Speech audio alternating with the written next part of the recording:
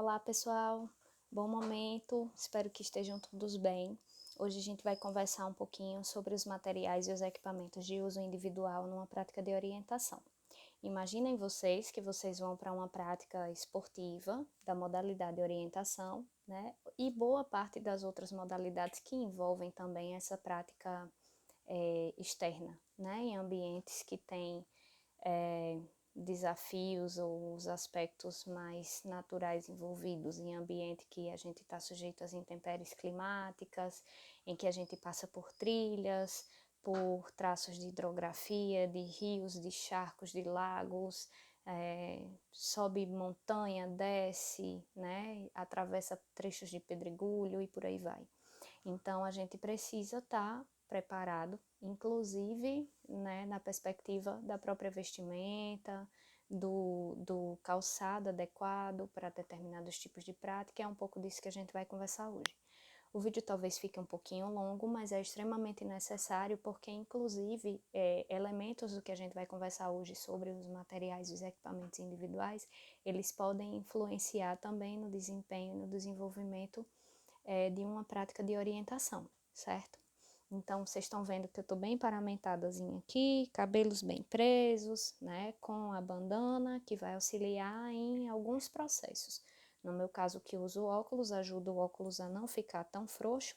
E também no caso de suor escorrer, né, que aí acaba às vezes atrapalhando, o suor incomoda bastante, né, então auxilia nesses dois elementos, ou talvez mais, né. Também é importante a gente destacar elementos de vestimenta. Então, vocês estão vendo que eu estou aqui vestida de mangas longas, né? Embora seja um tecido apropriado para a prática esportiva, mangas longas, né? E também calças compridas, né? Então, eu estou aqui com calça legging que vai até o pé. Só que na modalidade esportiva, inclusive é regra também, que a gente tem que estar com braços e pernas cobertos. Então, a gente pode utilizar de camisas que tenham essa cobertura de mangas, né, até a altura do cotovelo, né, é uma possibilidade também, como é o caso dessa.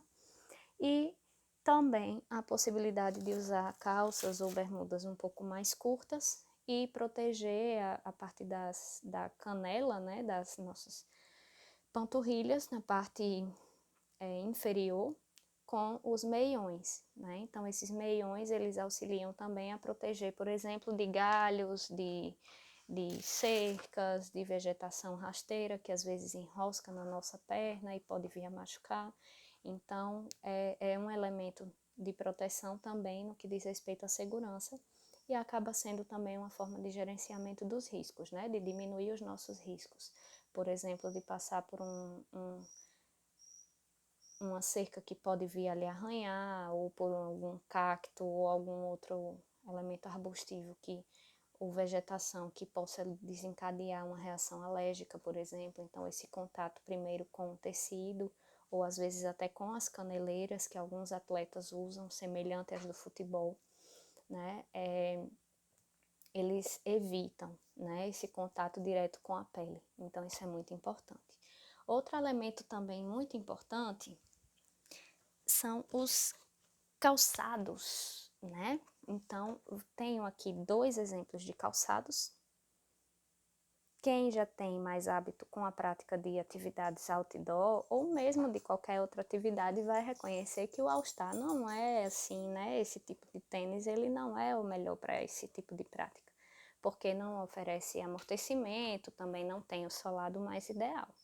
Só que também é importante que a gente verifique que o solado também tem que estar em bom estado de conservação, né? Então, esses tênis, como todos os outros, têm seu tempo de uso, né? Então, o solado mais antiaderente dele, que é composto, né, quando ele está mais novinho por esses crampons assim, ele vai se gastando, né? Então é importante que a gente perceba. Dandara, mas eu só tenho aqueles tênis de corrida, dá certo? Em último caso, sim, né? Mas eles são,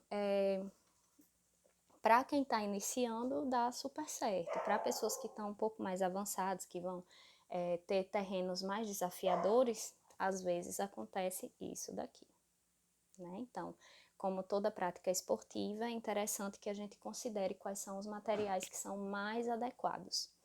Existem algumas práticas de orientação que acontecem no período noturno, então a gente recomenda também o uso de headlamps, né? Headlamps ou as lanternas de cabeça. Essa daqui, no caso, é com elásticozinho que auxilia nesse processo de colocada e retirada. Ela tem também uma regulagenzinha aqui, ó, que aí ela auxilia onde eu quero colocar o foco da minha luz, né? E ela é bem pequenininha, certo? Isso é um fator importante de se considerar, porque as headlamps que são maiores, às vezes elas acabam mais atrapalhando do que ajudando. Outro elemento que diz respeito também à segurança e que algumas pessoas utilizam é o nosso conhecido apito, né? Em algum caso de emergência que você precise, é uma forma de você sinalizar sua localização, certo? Outros elementos que são de uso também individualizado são o mapa, né? O mapa você recebe só na hora da corrida, junto também com a sinalética destacada. Essa sinalética, ela é importante porque às vezes durante a prova de orientação você precisa dobrar o seu mapa para poder enxergar melhor a pernada por onde você vai correr. E aí você fica tendo, às vezes, que desdobrar todo o mapa, virar, para poder acessar a sinalética e conferir se você está no seu ponto certo, percebe? Então, às vezes, isso gasta tempo. Então, é importante a gente ter também esse artifício aqui do porta-sinalética, porque no que a gente recebe impresso, a gente coloca ele aqui dentro e a gente consegue visualizar ele sem precisar desdobrar o mapa, ok? Outro elemento importante que são utilizados também na orientação, principalmente nos níveis mais avançados, são as amigas bússolas, né?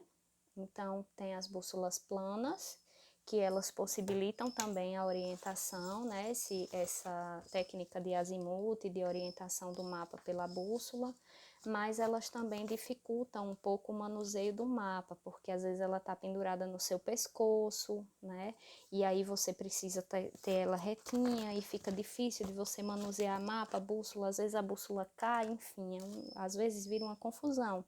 Então, para os atletas que são mais elevados, eles consideram comprar, né, adquirir também esse equipamento que é a bússola de dedo, certo? É uma bússola que vai ter basicamente os mesmos elementos da bússola plana, só que ela tem esse facilitador que é de eu poder manusear o mapa, né? E a bússola tá lá presa no meu dedo, certo? Então, tem outros elementos técnicos que dizem respeito à estabilidade de agulha, enfim, outros elementos que quem é mais avançado, né, na prática da orientação dá preferência a esse estilo de bússola, até para não perder tanto tempo, porque numa modalidade contra-relógio cada segundo importa, certo? É importante também fazer o recorte para vocês nesse momento, que a gente está tratando de equipamentos e materiais que são específicos da prática de orientação pedestre. Se a gente considerar a prática de orientação em esqui, em mountain bike, em a orientação de precisão, que às vezes são pessoas cadeirantes que realizam, então vão ter outros equipamentos e outros materiais que vão ser utilizados, tá certo? Como o enfoque da gente é mais para orientação pedestre, são basicamente esses elementos de ordem individualizada que a gente utiliza, ok?